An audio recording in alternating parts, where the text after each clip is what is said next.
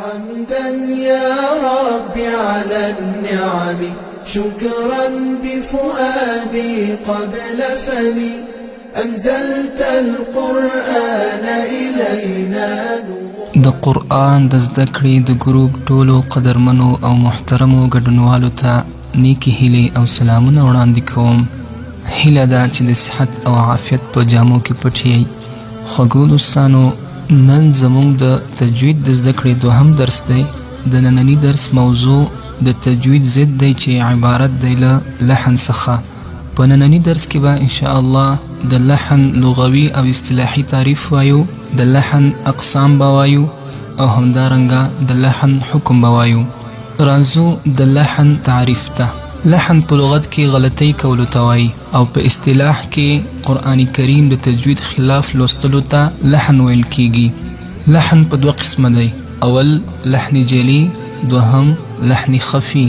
اول لحن جلی.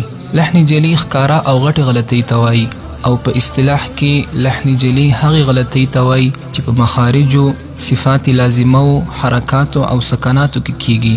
لحن جلی په شپږ قسمه دی. اول یو حرف په بل حرف سره بدلول، لکه د الحمد په ځای الحمد ویل، یعنی ح په ها سره بدلول، یا د قل په ځای کل ویل، قاف په کاف سره بدلول. د لحن جلی دوهم قسم یو حرف زیاتول، لکه د مالک یوم الدین په ځای مالک یوم الدین ویل. په مالک یوم الدین کې له لام څخه وروسته یا نشته، خو څوک داسې تلاوت کړي چې له لام څخه وروسته یا پیدا کړي پکې. مالک یوم الدین په ځای مالک یوم الدین ویل. دریم یو حرف کمول، لکه د لم یولد په ځای لم یولد ویل. په لم یولد کې له یا څخه وروسته واو راغلی، واو ترې ختمول او لم یولد ویل. څلورم قسم د لحن جلی یو حرکت پر بل حرکت بدلول، لکه د انعمت پر ځای انعمت ویل، د انعمت په ځای انعمت ویل. په انعمت کې په وروستي حرف باندې زور راغلی، دغه زور په پیښ باندې بدلول. پنځم د حرکت پر ځای سکون او د سکون پر ځای حرکت ویل، لکه د خالقنا په ځای باندې خالقانا ویل، خالقانا. په خالقنا کې په قاف باندې سکون راغلی، غړوندی ور باندې راغلی، خو په دغه قاف باندې زور پیدا کول او سکون ترې ختمول، خالقانا لوستل. یا د انعمت پر ځای انعمت ویل. په انعمت کې په نون باندې سکون راغلی، د سکون پر ځای دلته زور راوستل، انعمت ویل. شپږم مشدد حرف مخفف ادا کول او مخفف حرف مشدد ادا کول، لکه د قدر پر ځای قدر ویل او د اله پر ځای الا ویل. راځو حکم د لحن جلی ته. لحن جلی د ټولو علماو په نزد حرام دی.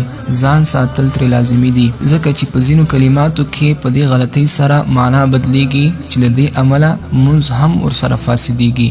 دوستانو، دا و زموږ د نن ورځې درس. په راروان درس کې به انشاءالله د لحن دوهم قسم وایو.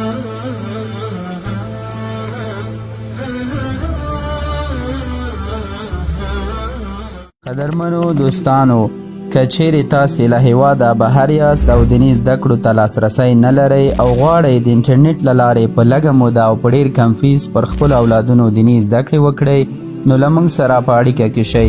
موږ په لاندې برخو کې خدمات وړاندې کوو: قاعده یعنې الف با تا، ناظره، حفظ، تجوید، ترجمه، مسنون اذکار او د لمانځه مسائل.